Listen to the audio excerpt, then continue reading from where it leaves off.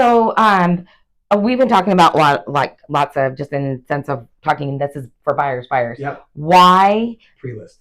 Pre-list inspections? Why do you feel like that's really important for a seller nowadays? So, it's more difficult for an agent to get a seller to want to pay for a home. It really is. Just because it's more money. It's right. Like, anywhere from $300 to $500. Right.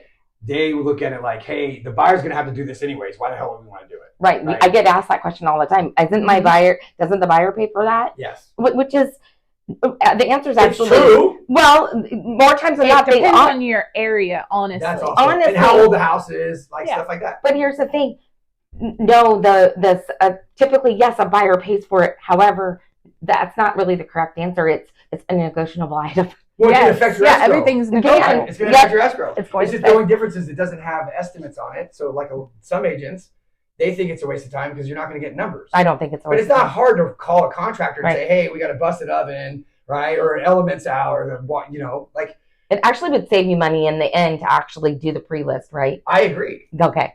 Yeah. Because it's all strategy. It's strategy. You can tackle the problem. Yeah. If there's a problem and everything's fixed. And now you're not, yes, and it's disclosure and transparency. And now you're not having to lower your price after the fact. Which is why the Bay Area does it up front every time. Right. Yes. I wish this area would adapt. They're doing it a lot more. It's coming around. We got the periods. We got the pest, pre-list pest. Is like the thing now. Yeah. Well, because it's the cheapest. It's $150 to $180, and you get numbers. Right. Right. And people like to list or market a house with clear Section 1. Right. Oh, and another great thing about Good Life is they do allow you to pay out of escrow. Yes. And you have payment options too. Oh, and payment options. So I guess our point is, whether you're a seller and or a buyer and you're worried about that part, or even a seller worried about that part, yes, you can pay for it out of escrow. Yeah. Or, maybe that's something, your agent package that you hire, your agent's going to pay that for you up front. I think if you're on the listing side in the agent world, if you're not bringing up pre-list, I don't think they're doing a good service. You're setting up for reaction. Like, would you rather be reactionary or proactive? Proactive. Exactly. Yeah. If you have that pre-listing, you know how to strategize. And it's different for every single seller out there, whether they have the financial means to make that happen. Yeah, exactly. If you got a newer house, it might be a waste of money. Right. Yeah. Like if you got a house that's built in 2020, probably don't need a pest in a home. Right. No. I mean, maybe a home if the house has got like some, malfunction, electrical or something. I think with something so new like that, the only time I personally would recommend it to a client is if they had a tenant living there. Yes. You never lived there, so you have no idea what's going on, then get it. Yeah. But I mean, if it's something you've lived in, everything, you've been there, the only person who's ever owned that home, probably not. It's a waste of money. Yeah. Mm-hmm. So the way I convey this to people, like when because we'll go do presentations, right? And pre-list will come up. Like the pre-list presentation we have is really good, actually. It is really good. We've only used it. We can attest to that. Kidding. High five. Yeah. Home pet.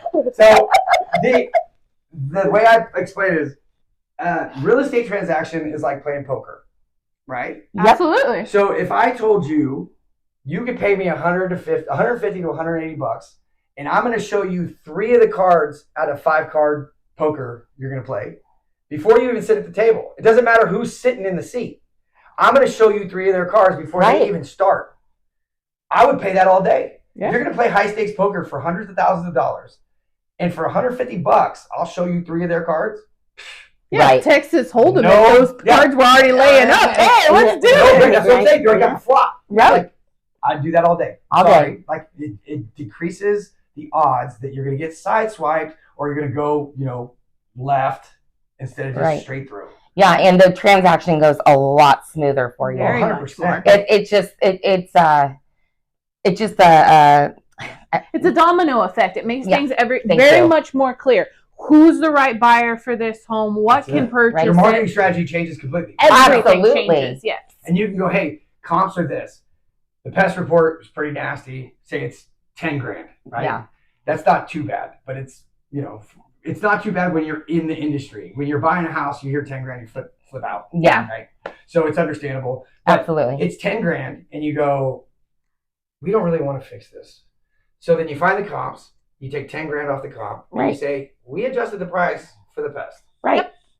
So and it takes care of that issue right there. And if you have the big scary findings, leaky showers, right, excessive moisture, beetles, like stuff that scares people, you can take care of that and leave the other stuff for negotiating. Absolutely. Which is what I've had a ton. Like, you do a pre-list inspection, we find termites, and then there's dry rot, right? They go, hey, we're going to wait for the buyer to ask for the Section 1 dry rot maintenance stuff. We're going to treat the termites right now. Mm-hmm. So then when you list, it's not saying, hey, it's got termites. And by the way, that seller, by the way, I'm sorry, didn't mean to. No, go for it. I cut everybody off too. Oh, good. The seller, even though the seller pays for it, it still becomes part of a disclosure item. Mm-hmm. That whole report, whether they fix something or not, whatever they fixed, whatever they didn't fix, it all still goes with the house, and it's still disclosed to that full transparency. And it's less questions for your seller, right? Because you have these reports. So when people come up and ask questions, you go, well, Good Life Inspections did it. Hit them up. Right. Yep. And, hit them up. He'll tell you about it. Yeah. So you don't have to answer those questions. If they're looking at the house and you don't have those reports, you didn't do pre-list, then your seller is now, and you are in the spotlight. Right. So, like, what are you going to do? What are you going to tell us? Right. And if you don't have answers, then it creates doubt. Oh, right. Yeah. Well, I think that pretty much covers everything. I know, really. Oh, well, we can think we should get maybe a running list as to what a home should be prepared for. Like, what you guys would expect to walk into a home to do the full inspection. Obviously, completely vacant would be amazing. That'd be the best. But what are, like, everything pulled away from the walls? What are things people can do? Do you have a list like that for us that you could share? No, so we're right now, like Jen Finley, who's our marketing for Good Life Inspections. So go ask Jen Finley. The whole Good Life. Well, no, we're working on a marketing material. So we have a one sheet, just single sheet of reasons or for listing agents, like when you're doing a consultation to land a listing, right? Yeah. You just hand it to them, and it's like the general positives of having a pre-list inspection. Yeah. Okay. Great. Like the stuff we just talked about is all written out in bullet points. Right? Perfect. So then we have two other ones. Do you have that? Yeah, we have it. Okay, great. I don't know if we've mass produced it, but we have it. Okay, well, I'd like a copy. And then it's been like some other people have pulled it from us and made it their own. Right? Of course. So it is what, sharing is caring. So sharing is caring, Matt. So the other two are like general FAQs or overviews of what a pest report is. Perfect. And what a home inspection is. So all the stuff we just talked about, not as in depth, but they're just on single pieces of paper. I would love those single pieces of paper, please, because we will put them out there, and our viewers will like those bullet points. And our inspections go way smoother when the agent is taking the time to educate the client. I agree. It happens way less than it used to. Like it used to, you'd come in and they'd have a general idea. I'd say for the last 5 years, like I'd walk up and say, do you know about pest reports? And they'd have, you're looking for spiders and rats? And no. That's another thing. Termite inspectors are not looking at rats, spiders. The home inspector will say something. We'll make a note in the note section about rodent droppings. We don't have the license to call rodents. It's a different license. Thank you for pointing that out. And also, homeowners, if you have pest control service, they're not looking at termites and dry rot. So you have this false sense of security when you list, oh, we got pest control, there's no termites. And then when you call termites, they flip out. It's because that guy is just looking for spiders, ants, and general pests. Right. Yes. Like not wood destroying pests. Right. We're construction guys. Right. They're like bug guys. Good idea. That's the difference. Yeah. Right? Yeah, I think people need to know that. Yeah. You have to know that. Like it's super important, and it comes up almost every time. Good point. So in your entire career, have you ever come across a home that had nothing to spot out? Clear on inspection? I have. Clear. Oh, yeah. I have. Okay. Section 1. Section 2, I have a personal philosophy that Section 2 is unclearable. Okay. So you can't get rid of conditions conducive to damage. Like, how am I going to stop the rain? How am I going to, I got a good question. Like, it's impossible to clear Section 2 because plumbing leaks also can happen at any time, which is why after the fact, if you have a plumbing leak after an inspection is done, we're not liable. Right. It's not like dry rot. Dry rot takes time to set up. Oh yeah. Right? Right. Termites too. Like one day there could be no termites, the next day you have a mud too. Right. I don't know. Right? Right. Like plumbing leaks, one day you use the sink and it's fine. Right. Next day you use the sink and it leaks. How important is it to get a pest and a home inspection on when you buy a brand new build? Pest, I say, is a waste of time. Pest is a waste of time. I mean, you're going to get a warranty, right? Because it's clear. Yes, the builder usually has a 10-year warranty. But, and then the builder has the 10 1-year deal, right? So the home inspectors, like we have a home inspection for the end of that 1-year warranty after a new build. So a lot of people will call at like month 10 or 11 and have a home inspector come through and run everything and find all the stuff that's malfunctioning. And then you go back to the builder before the warranty's up and then they fix it. That is, you know what that is. And it's like, it's a discount. So I think if it's you're buying $75 new, less or something like that. re-listen to that. If you bought new with me with less than a year ago, get a home inspection. you know what? You're gonna be hearing from me. Yeah. You're gonna be hearing from me. And you take it to the builder and say, hey, this is what they found. Yep. You guys need to come back and fix it. Perfect.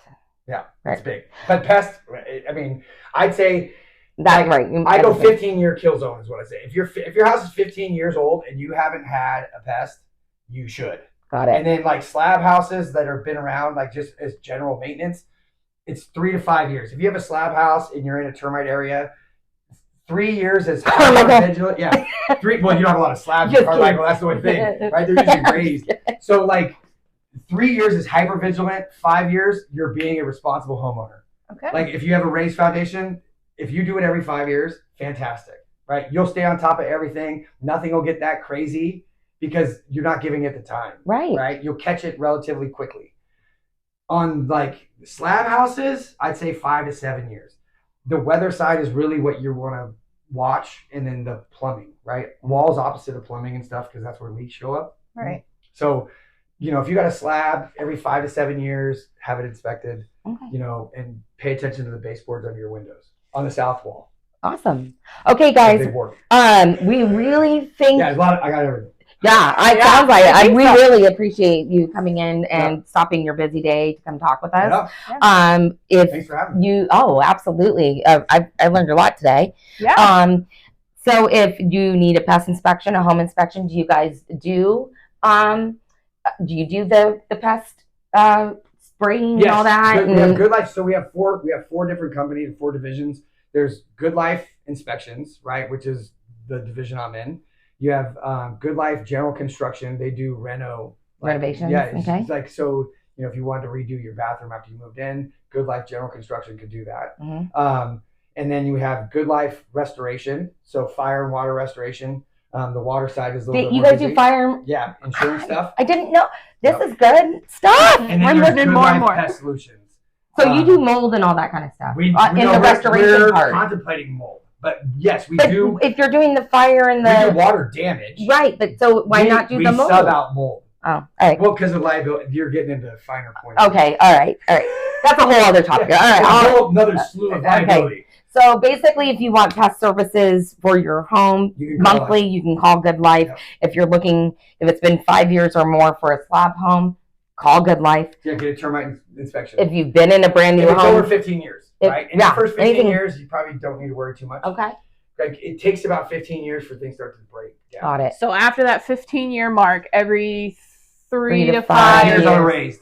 Okay. Yeah. All right. Well, we really appreciate your time. Yeah, thank you. Thank you. Yeah. Have a